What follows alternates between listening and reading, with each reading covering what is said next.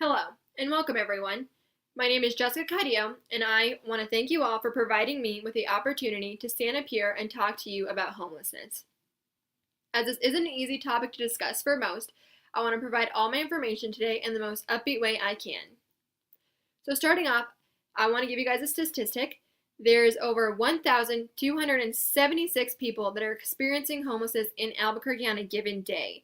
This isn't including people who are staying in motels, foster care, hospitals, jail and prison, etc. So there are three main current situations that are increasing homelessness, and these are poverty, income, and housing.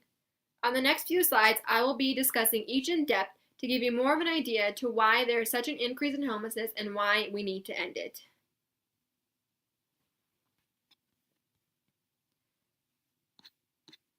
So first, we'll talk about poverty and income. According to the City of Albuquerque's Doug Chaplin, poverty is a big issue. Looking at the chart below, you can see that 16.3% of the population has had incomes below the federally established poverty level.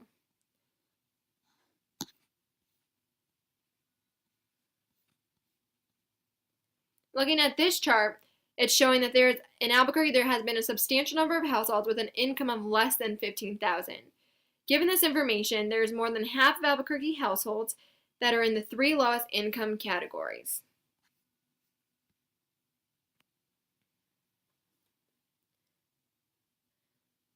So part of poverty and income is knowing how so many people are becoming homeless and losing their houses. In order to know this, we need to know the common housing problems.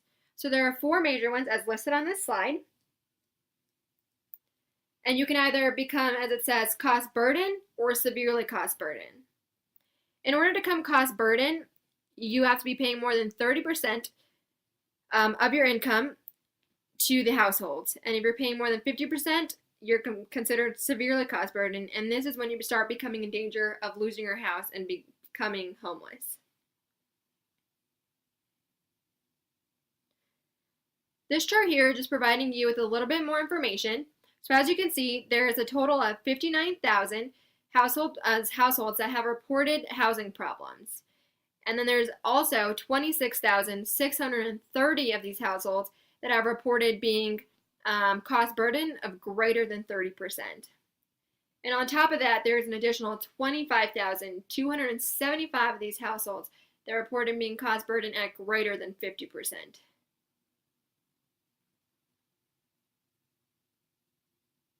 So the last cause that we want to talk about is housing. So Albuquerque's lower income residents are starting to feel the effects of rising income costs and insufficient incomes.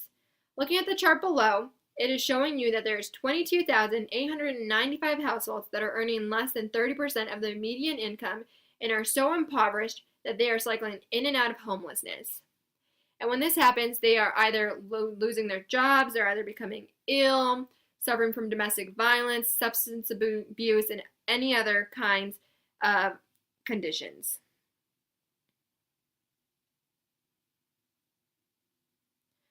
Given all this information and the current situations that are involved in homelessness, I want to propose a plan. In this plan, it will be a three-step plan as listed. And what we want to propose here is just building tiny houses. These tiny houses, we got the idea from Portland, Oregon, and they have been successful in building these homes. They are starting to build communities, which is, I find, great, and what we want to do here is take their idea and just improve it a little more and bring it to the Albuquerque community. Created using Powtoon.